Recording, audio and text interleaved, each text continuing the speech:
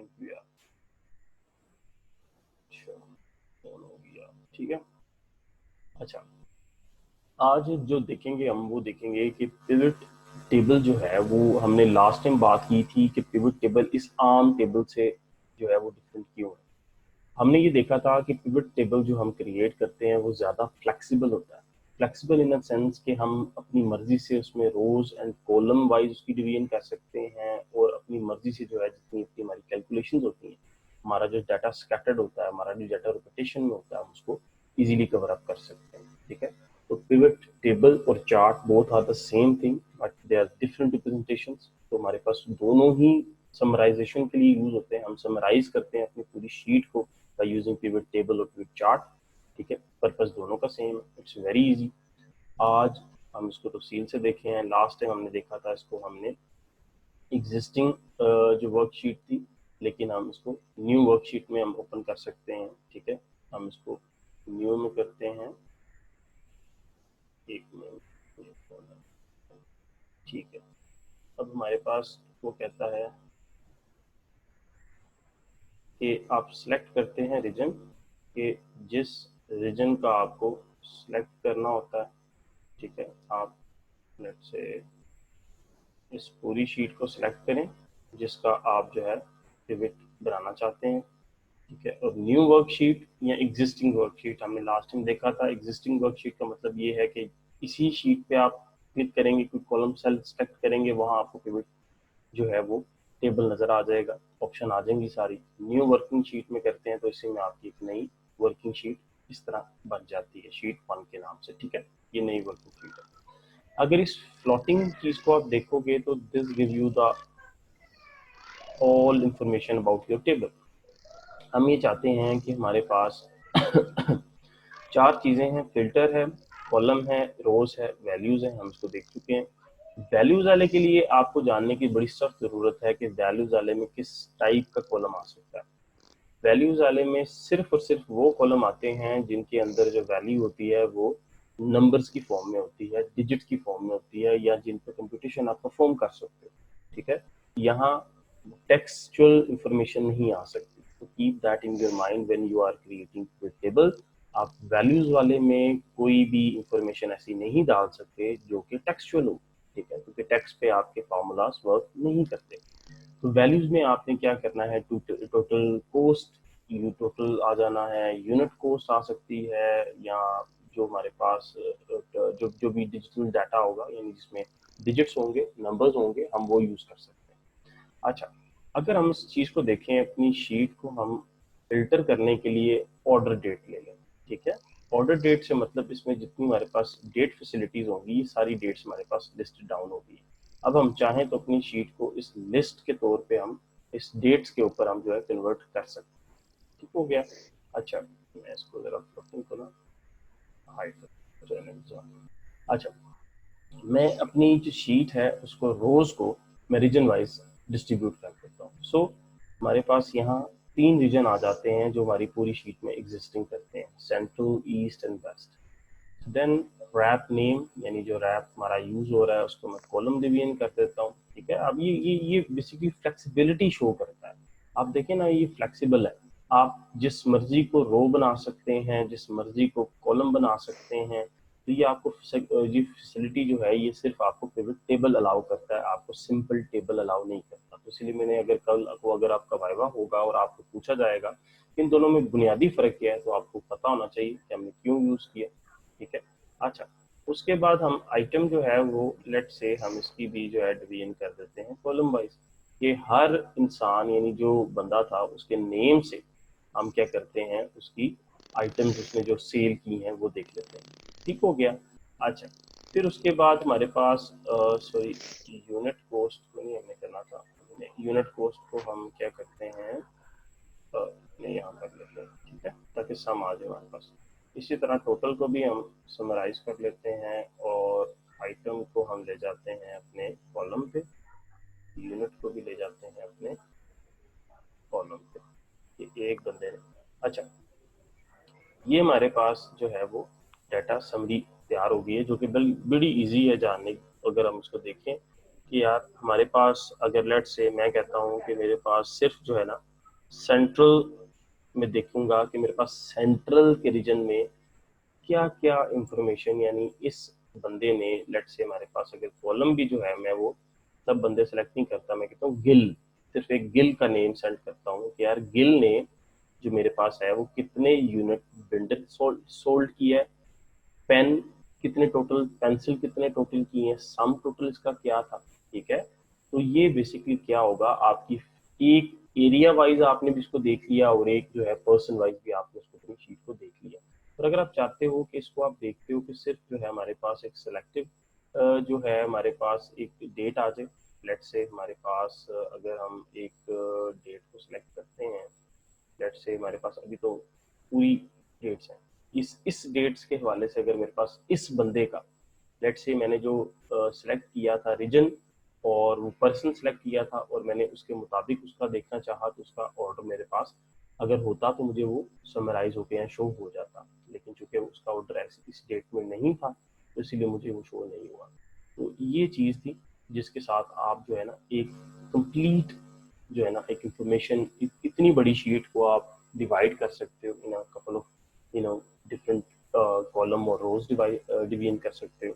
ठीक है, इसके अलावा अगर आपके पास जो है वो हम देखें कि हमारे पास लेट्स से अगर इसकी फर्दर आप जो है अभी चेंज करना चाहो तो still you can do that. अगर आप आइटम को उठाओ, लेट्स से आइटम उठा के आप रो वाइज डिवीजन कर दो तो आपके साथ रो वाइज आइटम शो हो जाती हैं। ठीक है, सेंट्रल में कितनी थी, फिर उसके बाद अब इसकी अगर हम फिल्टर अगर खत्म करें इसको, ये सारा सिलेक्ट करें, तो ये देखो अब ये समरी आपको सादा टेबल में शो नहीं हो सकती। देखो ना, उसमें आपने आइटम जब उसको रो वाइज किया तो उसने आपको बता दिया सेंट्रल रीजन था। ठीक है, अब उसके अंदर कितनी प्रोडक्ट जो है ना वो आपने सेल आउट की हुई हैं, फिर ईस्ट रीजन था उसके अंदर कितनी प्रोडक्ट सेल है, इसी तरह वेस्ट रीजन है उसके अंदर कितनी जो है वो चीजें सोल्ड आउट हुई। सो इसी तरह अगर आप यूनिट को भी पकड़ोगे एंड ट्रैक करोगे रो वाइज, तो आपको वो ये भी मजीद कर देगा कि सेंट्रल रीजन है उसके अंदर एक प्रोडक्ट है, उसके कितने यूनिट सेल आउट हो रहे हैं। ठीक है, और उसकी यूनिट की सम प्राइस क्या है।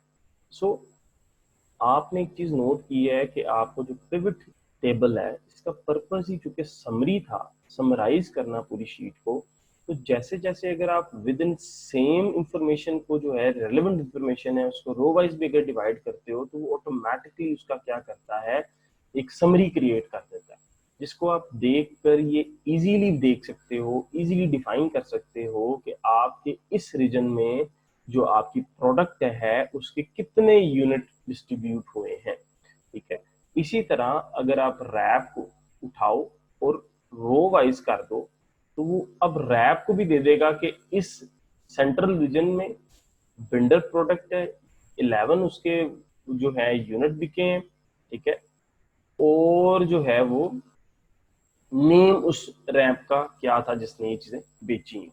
सो आपकी ये चीज बहुत हद तक क्लियर है कि आपके पास आप एक समरी किस तरह जनरेट करते हो।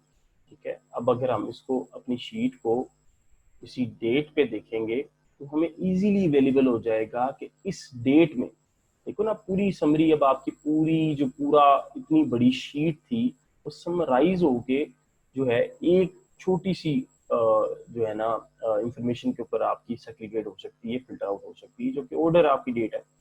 आप ऑर्डर डेट से देख सकते हो कि सेंट्रल रीजन है, प्रोडक्ट ये है, 50 इसके यूनिट हैं और केवल ने इसको सोल्ड आउट किया है, सम ऑफ यूनिट्स क्या थे और सम ऑफ टोटल सेल क्या थी। So it's very easy. तो ये हमारा असल में इस पूरे पिवट टेबल का हमारे पर्पस था जो हम क्रिएट कर रहे थे। ठीक है, तो होपफुली ये चीज़ें आपको समझ आ गई हो, आप बाकी इसको आल्टर कर सकते हो अपनी ज़रूरत के मुताबिक। ठीक हो गया। अच्छा, समझ आइए आप सबको कि किस तरह इसको समरी, आपके पास भी ये एक्सेल की शीट अवेलेबल है, ऐसा ही है ना? आवाज़ आ रही है आपको? Yes yes sir. सर। अच्छा, तो इस पिवट का जो पर्पस है बेटा वो आपने याद रखना है, और इसको हमने जो इस एग्जांपल पे चलाया है इसको जो लेट्स से अगर आपका वाइवा भी मैं देता हूँ तो मैं इसी एग्जांपल पे लूंगा। ठीक है, फर्दर मैं आपको कहूँगा कि जी इसको इस तरह कर दें, इसको इस तरह कर दें, और आप जो है इसको फॉर्म आउट कर दें, ठीक है। अच्छा, उसके बाद हमारे पास एक्सेल में हमने अगर लेट से हमारे पास हमने अगर चार्ट इंसर्ट करवाना है, ये पिक्चर वगैरह सेम जिस तरह एम एस वर्ड होता है सेम ऐसे होता है। लेट से अगर मैं चाहता हूँ कि मेरे पास इस रीजन का लेट से इतना जो है मेरे पास इस चीज़ का मेरे पास चार्ट आ जाए, ठीक है, इसमें मेरे पास लेट से ये मैं अगर कोई भी चार्ट इंसर्ट करवाता हूँ तो मेरे पास आप ही देखो, हमारे पास मैंने जितना सेलेक्ट किया था मेरे पास उतनी कैटेगरीज बन गई, क्योंकि मेरे पास नंबर ऑफ कॉलम्स डिफाइन करते हैं कि मेरी कैटेगरी क्या है, और ये इंफॉर्मेशन सेलेक्ट करती है कि मेरी जो है वो क्या नाम है कि क्या इंफॉर्मेशन है, यानी यूनिट है तो 95 50 ये सारे तो यूनिट सारे हमारे पास डिवीजन हो जाती है, तो उसका चार्ट अकॉर्डिंगली क्रिएट हो जाता है। आप चार्ट टाइप चेंज कर सकते हो, इसकी डिफरेंट जो है वो जो आप ले सकते हो। लेट से ईस्ट है, जोन्स है, उसने पेंसिल इस डेट में कितनी बेची, ठीक है, ये सारा आपका खुद ब खुद जितना आपने सेलेक्ट किया होता है डाटा उतने का चार्ट क्रिएट हो जाता है। हमारे पास जब हमने एक्सेल वर्ड यूज किया था तो उसमें हमारे पास जब हम चार्ट इंसर्ट करते थे तो वो एक्सेल की शीट बना देता था, सही है, क्योंकि वर्ड के अंदर तो इस तरह की कोई इंफॉर्मेशन ही नहीं होती। हम तो चार्ट क्रिएट जो है ना वो वर्ड में करते हैं रिप्रेजेंट करने के लिए, तो उसके साथ एक्सेल एक्सेल ओपन होती है और हम एक्सेल में डाटा जो है इंसर्ट कर रहे होते हैं ताकि हमारे पास जो है वो चार्ट क्रिएट हो सके। लेकिन एक्सेल में तो चूंकि आपकी ऑटोमेटिकली वर्क ही आपका किस पे हो रहा होता है, कपल ऑफ इंफॉर्मेशन पे जो आप चार्ट कर सकते हैं, ठीक है, जिसका चार्ट बना सकते हैं। तो आप सिंपल इस इंफॉर्मेशन के उस पोर्शन को सिलेक्ट करो जिस पोर्शन का आपने चार्ट क्रिएट करना हो। आप जब उस पोर्शन को सिलेक्ट करोगे तो आपके पास आप चार्ट पर क्लिक करोगे, किसी भी किस्म का आपने चार्ट बनाना हो, सॉरी, किसी भी किस्म का चार्ट बनाना हो, अब पोर्शन आपका सेलेक्ट होगा, आप जो है इजीली उसको जो है वो रेंज अब मैंने जिस तरह आपको बताया था कि आपके पास जो पिवट टेबल और पिवट चार्ट है ना, ये both are the same thing, ठीक है, इसमें कोई फर्क नहीं है, बस रिप्रेजेंटेशन डिफरेंट है कि इसमें क्या होगा कि कौन सी चीज आप एक्स एक्सिस में दिखाना चाहते हो, कौन सी वाई एक्सिस में दिखाना चाहते हो, तो इट्स बस ये इसी इंफॉर्मेशन को जो है ना वो चेंज आ रहा होगा। फॉर एग्जाम्पल अगर मैं इसको एग्जिस्टिंग शीट में ही ओपन करता हूँ, जिस तरह हमने पहले न्यू में खोला था, एग्जिस्टिंग में ही अगर मैं खोल देता हूँ तो अब आपके पास देखें यहाँ ये चीजें बदल गई हैं, ठीक है, या दो चीजें बदल गई हैं, क्योंकि चार्ट के अंदर जो होती है ना आपकी एक्स एक्सिस होती हैं और आपके पास जो होती हैं वाई एक्सिस होती हैं, ठीक है। अब आपके पास जो सीरीज होती हैं, लेट से अगर मैं इसके ऑर्डर को आइटम को पकड़ूं और सीरीज पे जो है ना वो डिवाइड कर दूं, हमारे पास दो चीज है, कैटेगरीज, कि आपके पास जो आपका चार्ट है उसमें कैटेगरीज कितनी होंगी, ठीक है। लेट से अगर रीजन में करता हूँ तो आपके पास ये आपको शो हो जाता है कि आपके पास जो है ना कितनी कैटेगरीज है एक चार्ट के अंदर, ठीक है, ये सारी ये कैटेगरीज आ गई आपके पास, सेंट्रल है, ईस्ट है एंड वेस्ट है, these are the three categories आपके पूरे चार्ट में। अब उसके अकॉर्डिंग जो है वो आपका चार्ट जो है वो बनेगा, और यहाँ आपकी आपकी वाई एक्सिस है, वाई एक्सिस में बेसिकली आपके क्या होंगे, ये जो आपकी डिटेल होगी। लेट से आपके पास रैप नेम जो है हम फिल्टर आउट कर लेते हैं, ये फिल्टर लग गया जी इस पर, ठीक है, तो इसको अगर आपको नजर नहीं आ रहा मैं इसको थोड़ा सा कर देता हूँ ताकि आप क्लियर हो जाए, थोड़ा कर देते हैं। अच्छा ये चीज इसके ऊपर ही ले जाता हूँ। अच्छा, मैं इसीलिए ना न्यू शीट पे ओपन करता हूँ ताकि जो है ना ज़्यादा क्लैरिटी आ जाए, इजीली अंडरस्टैंड हो जाए, क्योंकि एग्जिस्टिंग शीट में अगर ओपन करोगे तो फिर ये थोड़ा सा ज़्यादा मैसी सा लगना शुरू हो जाता है। अच्छा, इसी तरह अगर मैं आइटम करता हूँ, आइटम को भी हम करते हैं, हम वाई एक्सिस में शो करते हैं। अच्छा, तो अब देखो, अब आइटम भी जो है हमारी ये इसके अंदर आ गई, ठीक है, आइटम हो गया। अब हमारे पास लेट से अगर हम पेंसिल को पकड़ते हैं, कोई एक प्रोडक्ट हमारा पास है, बिल्डर है, उसको पकड़ के आप जो है उसका ऑर्डर निकालते हो, लेट से हमारे पास इस डेट का ऑर्डर होगा। अब इसमें इसकी यूनिट कॉस्ट प्लस कर दो, फिर उसके बाद हमारे पास यूनिट कॉस्ट आ जाए उसका टोटल आ जाए, ठीक है। अच्छा, अब ये हमारे पास क्या होगा, लेट से इस तरह करके आपने पिवट जो है वो चार्ट क्रिएट कर सकते हो आप, जिसमें आप डिफरेंट जो है आपके पास इंफॉर्मेशन होगी और जो आगा आपका चार्ट क्रिएट हो जाएगा। लेट्स से हमारे पास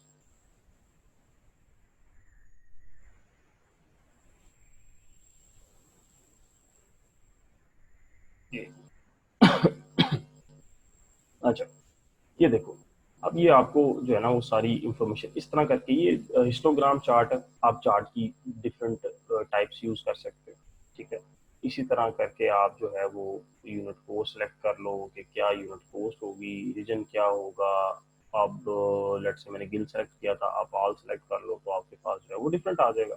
ये सारे बंदे हैं जितने भी रैप जिन्होंने जो सेल आउट करते गए हैं, किस किस रीजन में सेलेक्ट करते गए, हमने सेंट्रल किया हुआ है, आप सारे रीजन सेलेक्ट कर लो तो वो चार्ट में और तब्दीलियां आ जाएंगी। सो ये फैसिलिटेट कर देगा आपको ग्राफिकल व्यू के अंदर कि आपकी जो डिफरेंट इंफॉर्मेशन है वो आप चार्ट किस तरह कर सकते हैं, ठीक है। अच्छा, इसके साथ साथ जो है वो हमारे पास क्या हुआ, हमने पिवट टेबल भी देखा और पिवट चार्ट भी देखा। मकसद दोनों का सिर्फ ये है कि चार्ट आपको फैसिलिटेट करता है, विजुलाइज करता है, आप चीज़ों को विजुलाइज कर सकते हो कि क्या डिफरेंसेस हैं, कैसे जो है वो जो एक इंफॉर्मेशन है वो किस तरह जो है वो ट्रैवल कर रही है। फॉर एग्जांपल, जब इस पे एक बार पे क्लिक करते हो तो आपको वो बताता है ये ऑर्डर और इन चीज़ों को जो है ना फील्ड को कंटेन कर रहा है, ये सारी डिटेल कंटेन कर रही है एक फील्ड, यानी एक चार्ट की जो एक फील्ड है वो ये इंफॉर्मेशन सारी जो है वो बेसिकली आपको पोर्ट्रेट कर रही है। सो ये चीज़ जो है ये आपको बताती है कि आपने जो है वो किस तरह जो है ना डिफरेंट, अगर लेट्स से अगर आप एक पूरी समरी तैयार कर रहे हो और समरी का आपने जो है वो ग्राफिकल फॉर्म में रिप्रेजेंट करनी है, सो उसके लिए आप पिवट चार्ट यूज करते हो, पिवट टेबल यूज नहीं करते।